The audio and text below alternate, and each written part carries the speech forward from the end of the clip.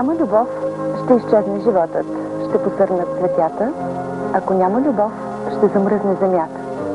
Така започва първата стихосбирка "Измълчани думи" на поетесата Петя Йотова, стихосбирка, която от броени дни е на вниманието на своите читатели. Здравейте на 14 февруари, деня на виното и любовта. Вие сте с културната панорама на седмицата с Шепот и Вик. Аз съм Албена Александрова.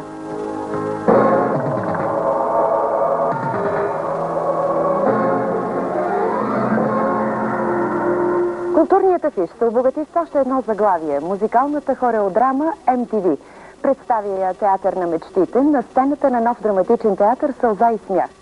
Особената значимост на спектакъла се изразява във факта, че той е първият български спектакъл, продаден в 3 европейски държави – Германия, Турция и Гърция. Какво точно означава това, ще разберем от моите гости в студиото, с които ще говорим по темата "Намира ли танцовият театър своите зрители в България?".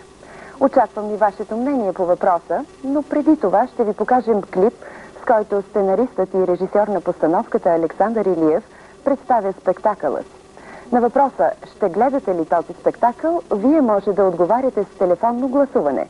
Набирането на телефон 814 15 56 означава "да", а телефон 814 15 57 "не".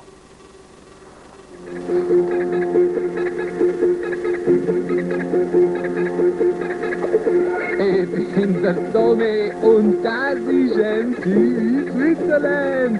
Welcome to the hell of the dreams. Et maintenant, bienvenue dans la réalité.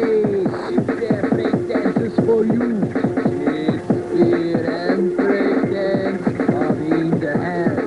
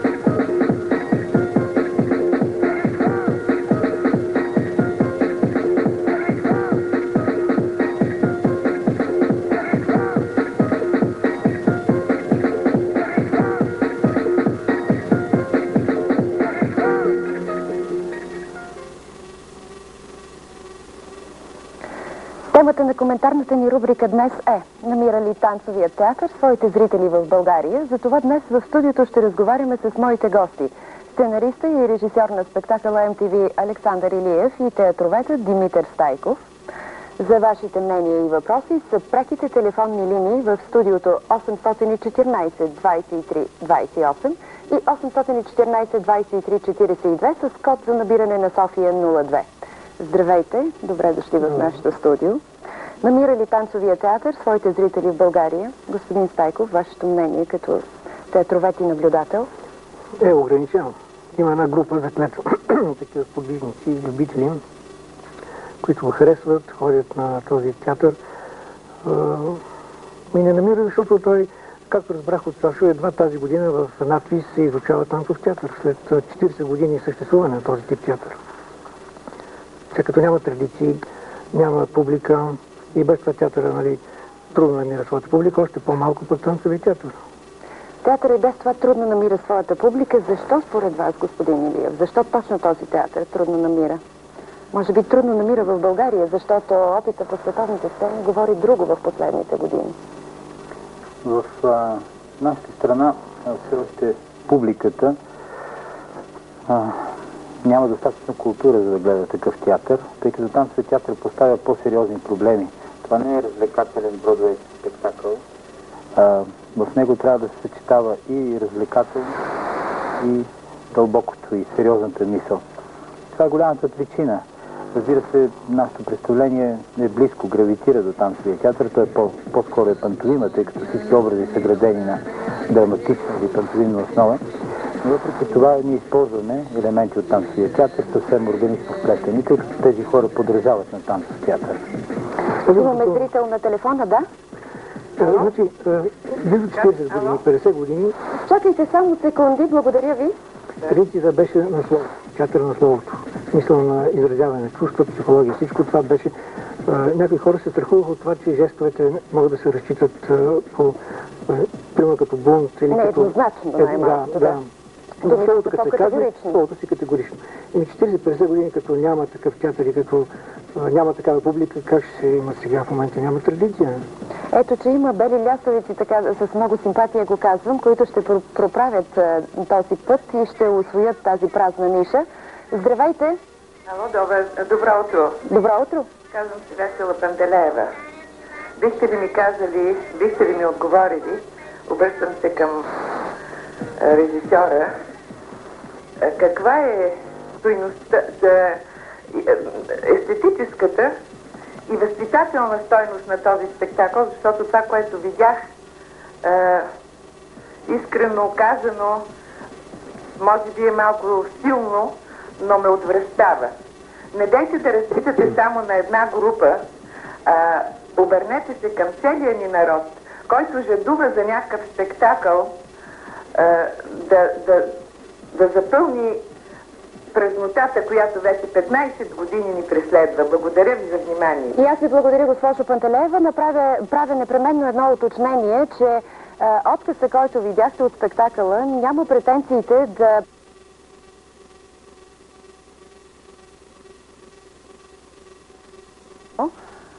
Господин Илиев, отговора на госпожа Пантелеева. Да, ще бъде много кратък. Вие виждате едно парче от клип, който е правен по западен стандарт. Това е поръчен клип отвън, от чужбина, за да бъде купен спектакъл. В него се представя основната тема на спектакъла, т.е. това са бедни хора, живеещи на дъното на обществото, в халето на Централна гара, които между кашоните намират телевизор. На този телевизор те го пускат и виждат MTV. Това е тяхното виждане за тяхното си MTV. От тук нататък това се развива и те създават един свят много по-красив от това, което вие виждате. Това с пародия, нали? Те се приснимат на всички тези щампи, формули. Това са формули, които на масова телевизия излучват. Дали ще бъде кетч, борба, секс, гей, агресията на гейовете, всичко това е пародирано в спектакъла. Да, благодаря ви. Ние дължахме на зрителите една такава сюжетно въведение, нали? Не е едно към едно. Разбира се. Имаме още един зрител на телефона. Радваме се на изключителна активност днес, провокирана безспорно от спектакъла. Здравейте! Аз казвам се Георгиева от София. Искам да направя едно предложение на тези двама приятни, симпатични мъже, които са се отдали на танца. За да достигне до душата танца на нашия народ, защо не вземат да започнат да обикалят и да се срещат със собствениците на дискотеки? Имах възможността да съм в една дискотека в студентския град, Клуб 33 се казва. Там дисководещият, когато пуска музика, за да играят младите деца, непременно пуска и народна музика. И знаете ли, тези млади същества се хващат на хоро и започват да играят. Нали? Защо не се опитате да възродите българския танц? Търсите такива елементи и в този спектакъл, разбирам ви, благодаря ви. Значи в това представление... Принципно това е възможно, но може би... Да, в това представление също има такъв елемент.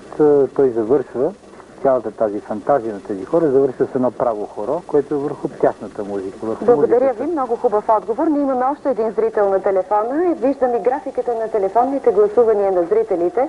27 до този момент са зрителите, които гласуват, че биха гледали този спектакъл, и почти наполовина по-малко са тези, които отказват да го гледат. Здравейте, слушаме ви.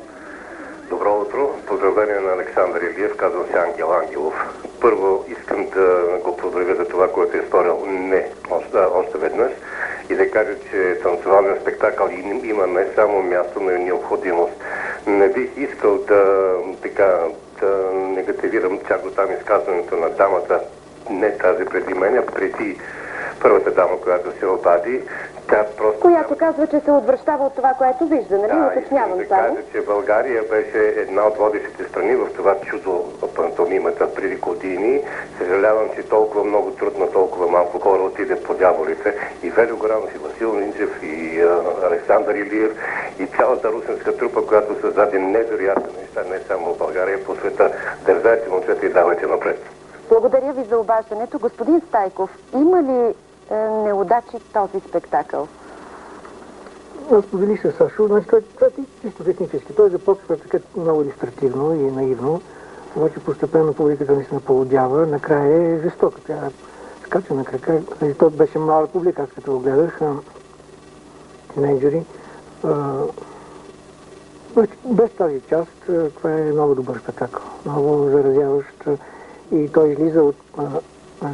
Разбирам, че началото е слабо. Аз не съм гледала спектакъла и за това задавам така. Хубавото в него, че той излиза от пантомимата и прави един микс от музика, от танц, от иносказание, символи, на различна реч, говор, даже не това, което е при пантомимата не е характерно. Така че това е просто един танцов спектакъл. Не можем да подминем и факта, че се чува гласа на Томас Лаубахер, много известен водещ от Швейцария, водещ на MTV. Той знае ли за участието си в този спектакъл? Той е бил в България и това е с негово съгласие. Даже получихме един имейл точно в деня на премиерата от него. Това е, както виждате, един микс от различни езици. И много разбираем, между другото. Да. Много разбираем. Всичко е ясно. Нарочно са подбрани точно такива думи. Аз му дадох текста на английски, той си преведе това нещо на швейцарски, на немски, на френски, италиански, всичко това, което звучи в Швейцария, остави някои думи на английски. Тоест във века на глобализацията, отворените граници, се чува една смесена такава, един конгломерат от речи, който е интересен, и действително момчето е подбрало най-разбираемите думи, тъй като все пак той е почти цяла година прекара в България. Той беше мой специализант. Имаме още зрители на телефона. Здравейте, слушаме ви. Здравейте, казвам Карайна Миланова и се обаждам от Тополовград. Едно малко градце, в което господин Сашо Илиев и неговите прекрасни артисти гостуваха по време на Балканския фестивал миналата година. Много хубава беше реакцията на публиката, която изгледа спектакъл. Аз лично съм го гледала два пъти. Видяхме се с Сашо и неговите артисти в Турция. Значи искам да ви кажа само, че публиката на едно малко градце в България, която е разнообразна, значи от деца до възрастни, хареса изключително много този спектакъл и безкрайно неудобно се почувства, когато първата госпожа, която се обади, не беше гледала този спектакъл и започна да изказва някакви негативни реакции. Нека погледаме тези млади хора, които се опитват да направят нещо ново и нещо различно. А когато ги видим и се опитаме да ги разберем, ще ги харесаме. Много здраве и много успех с това, което правиш. Аз ви благодаря за това обаждане. Ние не бива да упрекваме и първата госпожа, която с разочарование се обади, защото всеки има право на своето мнение, но може би това е добра провокация към нея самата да отиде да види спектакъла и да се убеди права ли е била в мнението си в аванс. И още един зрител на телефона. Ало? Може би вече нямаме. Господин Илиев, спектакъл е продаден в 3 европейски държави, Германия, Турция и Гърция. Какво точно означава това, че е продаден? В Турция ние бяхме на фестивал, който прерасна в турне, и кметът на Люлебургас пожела ние да подпишем един предварителен договор за участие до края на годината на определени техни така важни събития в града. Освен това той предложи същото нещо в Чорло и Истанбул. Така че ние имаме един рамков договор за 20 представления до края на годината в точно определени дни и дати, съобразно мюсюлманските празници. За Германия това означава един месец работа в Мюнстер и градовете отдолу, който така познава добре Германия. Има един грост от градове, Бохум, Кьолн, Бон и така нататък. Там, наред с български изложби на Бистра Шмидт, която е омъжена за Германия, си Греди Аса, който навърши 50 години тази година. Наред с този месец на България ще бъде представена България и от това представление, а за Гърция за традиционните празници за Димитров ден е поканена трупата от гръцки менеджер. Аз лично много съм щастлива и много се радвам на този добър менеджерски ход, защото това е убедително доказателство, че продуктите на културния живот и на изкуството са всъщност добър вид стока, казвам го с пълното съзнание, без никакви резерви, която е конвертируема. Да, искам да кажа, че това не е лесна работа, тъй като ние от студентски спектакъл, тъй като както ритъм на Андрей Баташов, така и нашия спектакъл прерасна от студентската сцена до професионално представление. Ние трябваше да приведем тези спектакли, харесани още на студентска сцена, на стандарта на Европа. Това е един много сериозен труд и голямо капиталовложение. Се изисква за цялата рекламна кампания, за костюми, как изглежда всичко, просто до последния детайл.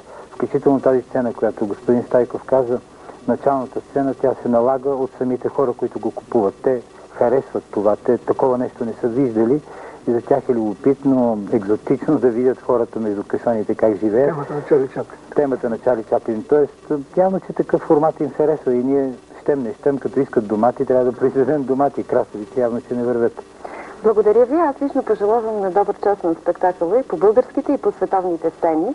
Сценарист и режисьор на музикалната хореодрама Александър Илиев и театроведа Димитър Стайков, гости на предаването днес.